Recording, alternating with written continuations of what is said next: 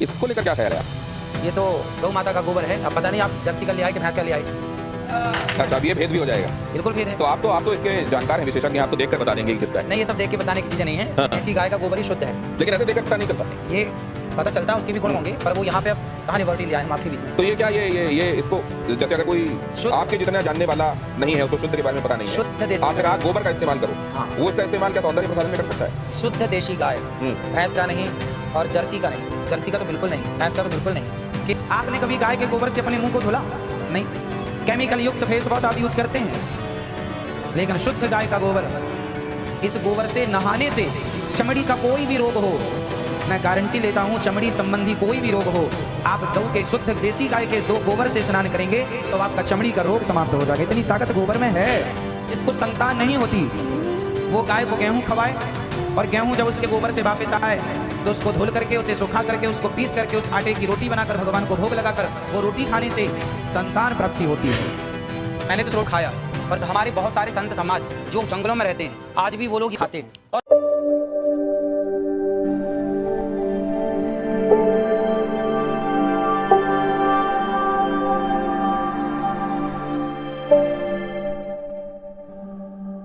तो दोस्तों, अनुरुद्धाचार्य गारंटी के साथ कहते हैं कि गोबर से त्वचा के सारे रोग मिट जाते हैं। क्या सच में ऐसा होता है? तो इस बात को लेकर अनुरुद्धाचार्य को न्यूज स्टूडियो में बुलाया गया, लेकिन जब यही गोबर उनके सामने रखा गया तब अनुरुद्धाचार्य कहने लगे पता नहीं कि किस गाय का गोबर है, जर्सी गाय का है या देसी गाय का। देसी गाय के गोबर में तो गुण होते हैं और जर्सी गाय का वह अपने में गुण होंगे मैं नहीं जानता। तो एंकर ने कहा आप इसमें भी भेद निकाल रहे हैं, इसमें भेद करते हैं। तो अनुरुद्धाचार्य के पास कोई जवाब नहीं रहा। तो एंकर ने उसकी जो वीडियो थी जिसमें अनुरुद्धाचार्य ने बोला था गोबर को सारे शरीर में लेप करने से त्वचा संबंधी रोग खत्म हो जाते, तो वहां पर अनुरुद्धाचार्य की बोलती बंद हो गई। तो आइए इस वीडियो में देखते हैं क्या वार्तालाप हुई अनुरुद्धाचार्य की एंकर से। अपने में सुधार करने की जहाँ जरूरत पड़ती है वहाँ मैं अपने में सुधार करता हूँ। इसको लेकर क्या ख्याल है आप? ये तो गौ माता का गोबर है। अब पता नहीं आप जर्सी का ले आए कि भैंस का ले आए। अच्छा, अब ये भेद भी हो जाएगा। बिल्कुल भेद है। तो आप तो इसके जानकार हैं, विशेषज्ञ हैं, आप तो देखकर बता देंगे कि किसका है। नहीं, ये सब देख के बताने की चीजें नहीं है। देसी गाय का गोबर ही शुद्ध है। लेकिन ऐसे देखकर पता नहीं चलता। नहीं, ये पता चलता है उसके भी गुण होंगे, पर वो यहाँ पे अब कहाँ लिबर्टी लिया है हम आपके बीच में। तो ये क्या ये इसको जैसे अगर कोई शुद्ध- आपके जितना जानने वाला नहीं है, उसको शुद्ध के बारे में पता नहीं है, शुद्ध देसी आपने गाय। कहा गोबर का इस्तेमाल करो, हाँ। वो इसका इस्तेमाल क्या सौंदर्य प्रसाधन में कर सकता है? शुद्ध देशी गाय, भैंस का नहीं और जर्सी का नहीं। जर्सी का तो बिल्कुल नहीं, भैंस का तो बिल्कुल नहीं। केवल शुद्ध देसी गाय, वेद लक्षणा। उस गाय के गोबर में गुण है, उस गाय के गौमूत्र में, अर्क में गुण है, सबके मूत्र में गुण नहीं है। नहीं तो अगर इस तरीके से गोबर आपको कहीं मिले तो उसको सौंदर्य प्रसाधन के तौर पर इस्तेमाल नहीं करना चाहिए। ये गोबर खेतों में डाल के खाद बनाने के काम का है, लेकिन जो देशी गाय का गोबर है वह आपके लिए अमृत का। आपने क्या कहा था गोबर के संदर्भ में? क्या आपने इस तरीके के भेद बताते हुए कहा था? जरा वो देखते हैं, वो सुनते हैं। एक बार दिखाइए जरा, फिर उसके बाद चर्चा में वापस आते हैं। आपने कभी गाय के गोबर से अपने मुंह को धुला? नहीं। केमिकल युक्त फेस वॉश आप यूज करते हैं, लेकिन शुद्ध गाय का गोबर, इस गोबर से नहाने से चमड़ी का कोई भी रोग हो, मैं गारंटी लेता हूं, चमड़ी संबंधी कोई भी रोग हो, आप गौ के शुद्ध देसी गाय के दो गोबर से स्नान करेंगे तो आपका चमड़ी का रोग समाप्त हो जाएगा। इतनी ताकत गोबर में है। देखिए, मैंने कहा सिर्फ इतनी बात नहीं है, बांझपन का भी इलाज है ये। तो ये गाय के संदर्भ में आपने कहा, ये बात स्पष्ट है। अब जरा प्रियंका गुप्ता जी ये बताएंगे आपकी कितने बार आपने गोबर से फेशियल किया है, गाय के गोबर से लोगों का?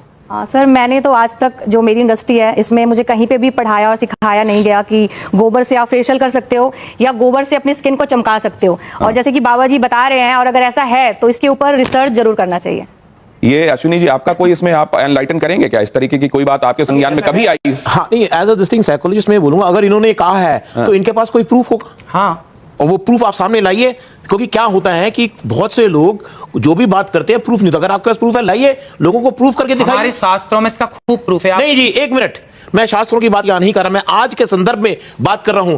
क्या आपने ऐसा कोशिश करी और आपको रिजल्ट मिला, और मिला तो उसको शख्स को वापस हम लोगों का एक त्योहार आता है जी, श्रावणी, सुना है आपने? बिल्कुल सुना है। श्रावणी कब आती है आप बताइए ना, मैं आप सुन रहा हूं आपकी बात सारी। श्रावणी में हमारे यहाँ सारा समाज, ब्राह्मण समाज को ये निर्देश है, शास्त्रों में लिखा, श्रावणी जब होती है तो हमारे यहाँ गोबर से स्नान करने की परंपरा है। अभी श्रावणी में जो आई, उस श्रावणी में हमने खुद, हमारे हजारों ब्राह्मण सबने एक साथ। अनुरुद्धाचार्य जी, एक सेकंड, आप जो कह रहे हैं ना गोबर का स्नान, कई बार वो किमाच नहीं होती थी जो लोगों के शरीर में लग जाती थी, उसमें नहीं, मैं क्या कह रहा हूं, कई बार विधान है, हो सकता है श्रावणी में भी नहाते, लेकिन इसका सौंदर्य प्रसाधन के तौर पर इस्तेमाल हो सकता है। कोई एम्पिरिकल इसके लिए एविडेंसेस हैं क्या? हाँ, पढ़िए आप शास्त्रों नहीं, अब ये कह रहे हैं शास्त्रों को नहीं, मैं शास्त्रों को आप मानेंगे नहीं। शास्त्र की बात ही कर रहे हैं आज। अरे शास्त्र नए होते नहीं, सब पुराने हैं। देखिए, ऐसा मैं शास्त्र की बात इसलिए नहीं कर रहा, नहीं थोड़ी होती, हमने थोड़ी लिख दिया रिस्पेक्ट, शास्त्र में तो बहुत कुछ लिखा है, परंतु आज के संदर्भ में, आज एक मॉडर्न जमाने में क्या ये चीज होती है? चलिए इससे आगे निकलते हैं। ये तो ठीक है कि आप चेहरे पे कुछ और लगा लेंगे,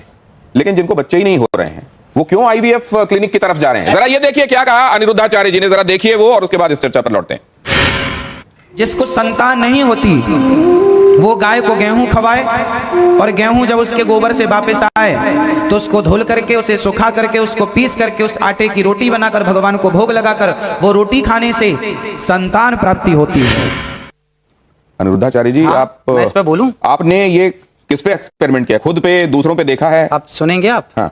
ऐसा है कि देखिए, आप सैकड़ों डॉक्टरों को दिखाइए, यदि सैकड़ों डॉक्टरों को दिखाने के बाद आपको संतान नहीं हो रही है तो आप तो डॉक्टरों से हार गए, डॉक्टर ने मना कर दिया नहीं हो पाएगा, तब सबसे आप हार गए तो एक एक्सपेरिमेंट कर लेने में क्या बुराई है? आपने रघुवंशम महाकाव्य पढ़ा होगा, महर्षि कालिदास जी ने उसको लिखा है। भगवान राम के जो पूर्वज थे उनका नाम था दिलीप, उनकी भी कोई संतान नहीं हो रही थी, तब राजा दिलीप ने गौ माता की सेवा की, और गौ माता की सेवा से दिलीप के संतान हुई, जिनका नाम रघु पड़ा, रघुवंश उनके नाम से आगे चला। यदि राम का वंश गौ माता की सेवा से आगे चला तो हमारा और आपका वंश भी गौ माता की सेवा से चलेगा। तो जब नहीं एक सेकंड, जब दशरथ जी को आज भी है, जब दशरथ जी को यही समस्या सामने आई तो उनको तो यज्ञ कराना, पुत्रकाम यज्ञ कराना पड़ा, तो वो इस विधा से क्यों नहीं हो गया? फिर इस विधा से हुआ, आप समझो, दशरथ जी ने यज्ञ कराया तो यज्ञ में क्या लगता है? यज्ञ किससे संपन्न होता है? भैंस के घी से आहुतियां नहीं होती है ना, बकरी के घी से आहुतियां नहीं होती। जब तक वेद लक्षणा गाय का उसमें भी प्रयोग ना होगा तब तक आपका कोई यज्ञ संपन्न ही नहीं होगा। बिना गाय के ना कोई यज्ञ संपन्न हो सकता है, ना कोई पूजा संपन्न हो सकती है। नहीं, लेकिन एक चीज साइंस ये कहता है कि अगर आपने एक खास तरह की परिस्थितियों में खास एक्सपेरिमेंट किया है तो आपको खास रिजल्ट मिलेगा। आप उसको दोहरा सकते हैं। मैंने तो इस रोटी को खाई है, जो मैंने बोला है, मैंने तो इस रोटी को खाया है, और हमारे बहुत सारे संत समाज जो जंगलों में रहते हैं आज भी वो लोग ये रोटी खाते हैं, और बहुत बच्चा होता है। आप प्रयोग कर लीजिए। नहीं, आपके पास कोई प्रयोग है? नहीं, आपके पास कोई प्रयोग है? देखिए, बोलने में हमारे साथ प्रयोग है, इसलिए बोल रहे हैं। प्रयोग ना होता तो बोलते हैं। देखिए, ऐसा कोई भी चीज हम करते हैं उसके साथ प्रूफ लाते हैं कि भाई ये हमारा रिजल्ट है, ये हमारा एग्जाम्पल है। सिर्फ इतना नहीं, गौमूत्र और गाय के गोबर के संदर्भ में कैंसर के इलाज वाला दावा भी किया जाता रहा है। क्या अनिरुद्धाचार्य जी मैं ठीक कह रहा हूं? हाँ, मतलब किसी भी स्टेज का कैंसर तक ठीक हो जाता है। गौ माता के मूत्र में, गौ अर्क में इतनी शक्ति है, यदि शक्ति ना होती तो मेडिकल स्टोरों में गौमूत्र क्यों बिक रहा? कुत्ते का मूत्र बिकता भाई, गौमूत्र बिक रहा है तब तो कोई शक्ति है, दम है, तब ना बिक रहा है, वरना कुत्ते का क्यों नहीं बिक रहा है? नहीं, कहीं नहीं, बिकने वाली हर चीज को आप ये मानते हैं कि वो अपने आप में उसके लिए किसी साक्ष्य या प्रमाण की जरूरत नहीं? तो किसी का नहीं बिक रहा गौ माता। नहीं, मैं पूछ रहा हूं, बिकने वाली हर चीज के संदर्भ में हमको ये मानना चाहिए कि ये सब्सटेंटिव होती होगी इसलिए बिक रही है? ना, ऐसा नहीं। डॉक्टर अंशुमान, ये कैंसर में आपने एमबीबीएस किया होगा, आपने स्पेशलाइजेशन किया होगा, उसके बाद आप इतने सालों से कैंसर के पेशेंट्स को ठीक कर रहे हैं, कहीं पर आपने गोमूत्र वाला एक्सपेरिमेंट या गोबर वाला एक्सपेरिमेंट किया है? शुरुआत यहां से करें कि हमारा संविधान आर्टिकल 51A सेक्शन H कहता है citizen of India should have scientific temper. वैज्ञानिक सोच रखना चाहिए। गैर वैज्ञानिक सोच रखना और उसको प्रत्यक्ष प्रमाण बोलना असंवैधानिक बात है और कानून के खिलाफ है, पहली बात। दूसरी बात, जो कैंसर ठीक होने की बात है, चाहे गोबर गाय का हो, भैंस का हो या किसी का हो, गोबर होगा। लेबोरेटरी की बात इन्होंने कही है, कैंसर ठीक होने की बात कही है। मैं अभी लाइव या रिकॉर्डेड इसमें चैलेंज करता हूं, मरीज इनका मॉनिटर मैं करूंगा, कैंसर है, जांच कराऊंगा, ठीक करें। जिस दिन मरीज ठीक हो जाएगा जांच करके मैं चेक करूंगा, मैं आज से डॉक्टरी छोड़ के इनका चेला बन जाऊंगा। नहीं डॉक्टर साहब, एक बात मैं दूसरी आपसे जानना चाहता हूं। ये बात बिल्कुल सही है।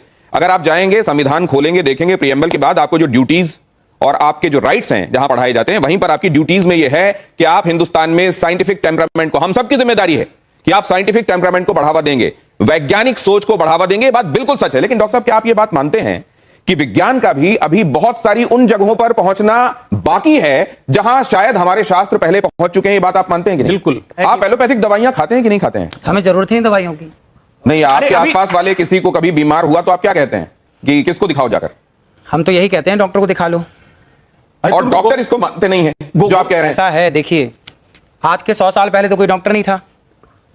10,000 साल पहले सुश्रुत महर्षि हाँ ना, चरक सा- अगर आए तो वेद में ही आ गए ना आप भी। वेद में नहीं है। क्यों बात समझिए, सुश्रुत की बात कर रहे हैं तो वेद में ही थे। अरे भाई, भारत का वेदों हर पे रिसर्च किया। भारत का हर डॉक्टर सुश्रुत और चरक का संतान है। हाँ, हाँ। भले हम मॉडर्न मेडिसिन प्रैक्टिस करें, आयुर्वेद प्रैक्टिस करें, वो वो वैद्य आ गई थे, वैदिक परंपरा की नहीं। लेकिन उन्होंने डॉक्टर वैदिक, जब आप वैदिक परंपरा पे आ गए तो मान लीजिए कि साइंस बाद में आया, वेद पहले आया। भाई वो- वेद से विज्ञान हुआ, ना कि विज्ञान से वेद हुआ। नहीं, नहीं। जो पुराने थे वो वैज्ञानिक ही थे। वैज्ञानिक थे। वो वैज्ञानिक थे, उन्होंने जो करा। और जो वहाँ पे- चिकित्सा तो विज्ञान, वही वैदिक वैज्ञानिक इसको भी बता गए हैं कि गाय के गोबर में शक्ति है। कहां पे लिखा हुआ है? किस संहिता में लिखा हुआ है? मैं आपको बता दूंगा, संहिता बताइए, हजार जगह। अरे मुझे महाभारत पढ़ लीजिए आप। संहिता बताइए, जो चरक, सुश्रुत, बागभट्ट, इनकी संहिता बताइए, श्लोक बताइए, मैं अभी प्रूफ करता हूं। आपने मेरे को पहले बोला होता ना कि विषय है, मैं लेके आता आपको दिखा नहीं, बस एक चीज मैं आपको प्रमाण दे सकता हूं। एक और बात। कर रहे हैं। वो ये कह रहे हैं आपको उनके ले पास आता हूं। प्रमाण है, वो रेफरेंस दे देंगे। मैं एक दूसरी बात मैं समझ आपको सकता हूं 4 नहीं 10 दे सकता हूँ। दोस्तों, क्या वाकई में गोबर से चर्म रोग ठीक हो सकते हैं? विज्ञान क्या कहता है और संत रामपाल जी महाराज क्या कहते हैं? संत रामपाल जी महाराज कहते हैं, साफ सफाई और सद्भक्ति से ही असली रोगों से मुक्ति मिल सकती है। गोबर में कीटाणु होते हैं जो शरीर को नुकसान पहुंचा सकते हैं। किसी चीज को आंख मूंद कर मान लेना अंधश्रद्धा है। यह शास्त्र और विज्ञान दोनों के खिलाफ है। विज्ञान कहता है गोबर में बैक्टीरिया होते हैं जिनसे इन्फेक्शन हो सकता है। डॉक्टरों के अनुसार त्वचा पर गोबर लगाने से एलर्जी, फंगल इन्फेक्शन, खुजली जैसी समस्याएं हो सकती हैं। टीवी स्टूडियो में जब उन्हें गोबर की सच्चाई बताने को कहा गया तो वे चुप हो गए। क्या ये है सच्चा ज्ञान या केवल पाखंड और झूठी आस्था है? संत रामपाल जी महाराज बताते हैं कि असली भक्ति करने से ही रोग खत्म होते हैं और मन को शांति भी मिलती है। भगवान ने जो शरीर दिया है उसका अपमान करके हम मोक्ष की ओर नहीं बढ़ सकते। आयुर्वेद और विज्ञान को समझकर चलना चाहिए, अंधश्रद्धा से नहीं। तो क्या आप भी गोबर भक्त हैं? यदि नहीं है तो इस गोबर ज्ञान से, इस पाखंडी से बचो, क्योंकि इन्हीं अनुरुद्धाचार जैसे पाखंडियों ने ही देश का बेड़ा गर्क कर रखा है और भगवान से कोसों दूर कर दिया और देवताओं की पूजा में हमको लगा दिया। इसको तो शास्त्रों का ही ज्ञान नहीं, ये खाता है दाल बाटी और हमको खिलाता है गोबर की पार्टी। तो दोस्तों, सतर्क रहें, सावधान रहें, जागो भारत, पाखंड से बचो, भक्ति करो, सच्चे गुरु की पहचान करो और पूर्ण संत से जुड़ो। संत रामपाल जी महाराज के सत्संग सुनो और तर्कयुक्त, वैज्ञानिक और शास्त्र अनुसार जीवन जियो। संत रामपाल जी के सत्संग सुनने के लिए व किसी प्रकार की आध्यात्मिक शंका समाधान के लिए आज ही प्ले स्टोर से डाउनलोड करें संत रामपाल जी महाराज ऐप। तो दोस्तों, वीडियो कैसी लगी कमेंट में ज़रूर बताएं। वीडियो को ज़्यादा से ज़्यादा शेयर करें।